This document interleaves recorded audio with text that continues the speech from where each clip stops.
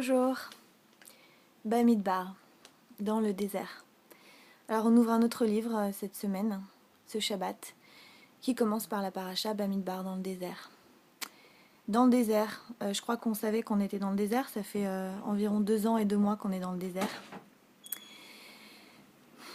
Donc je trouve ça très intéressant qu'après tous ces épisodes-là, tout ce qui s'est passé, c'est-à-dire on est sorti d'Égypte, on se retrouve dans le désert, et s'est passé beaucoup de choses dans le désert. On a construit un mishkan, on a reçu les tables de la loi, on a adoré une statue qu'on a fait en or, on a reçu plein de lois éthiques et tous les commandements, etc. Et tout d'un coup on nous dit Bamidbar dans le désert, recensez-vous encore une fois, parce qu'on avait déjà fait. Et donc là on se compte.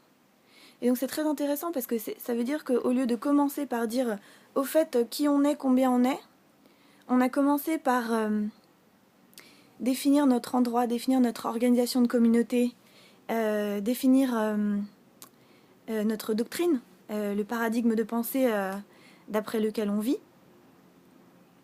avant de dire ben voilà qui on est. C'est-à-dire qu'on ne commence pas par dire on est ça et donc on va faire ci, on va vivre de telle manière et on va faire ce genre de choses-là. On commence par mettre les choses en place et à partir de ce qu'on a fait, on peut dire c'est ça qu'on est, voilà qui on est. Et je trouve ça très intéressant. C'est-à-dire qu'on se définit d'abord par nos actes. Avant, on ne peut pas définir a priori comme ça, ah bah oui moi je suis ça. Et puis après je vais faire.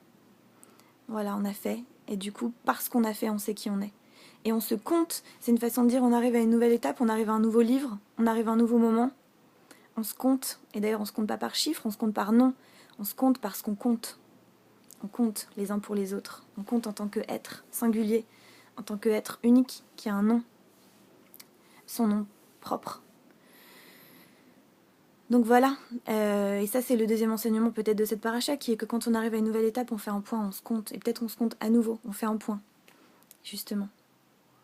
Et on fait un point au point de dire, par rapport à la tribu de Lévi qui est désignée pour un travail spécifique, dans la paracha on répète 2 fois à un vers d'intervalle quasiment à l'identique, et voici les filles de Lévi, prenez les fils de Lévi, prenez-les à part, ils sont pour moi, pour mon service.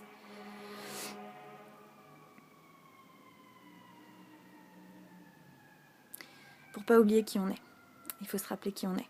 Et en même temps, on peut pas dire qui on est sans savoir un petit peu comment on a vécu d'abord. Et c'est peut-être pour ça que les enfants, on les nomme pas tout de suite, et que les garçons, par exemple, on les nomme 8 jours après la naissance. Pour qu'ils aient cet espace avant d'être nommés pour exister.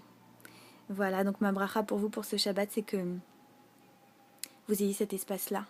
Et que vous ayez le choix de décider qui vous êtes, de définir qui vous êtes. Pour ensuite pouvoir dire je suis là et voilà qui je suis et voilà ce que je fais. Voilà, Shabbat Shalom, Chag Shavuot Sameach, que vous ayez un merveilleux moment de don de la Torah avec beaucoup de très très beaux limoud cette nuit d'études. Et je vous dis à la semaine prochaine.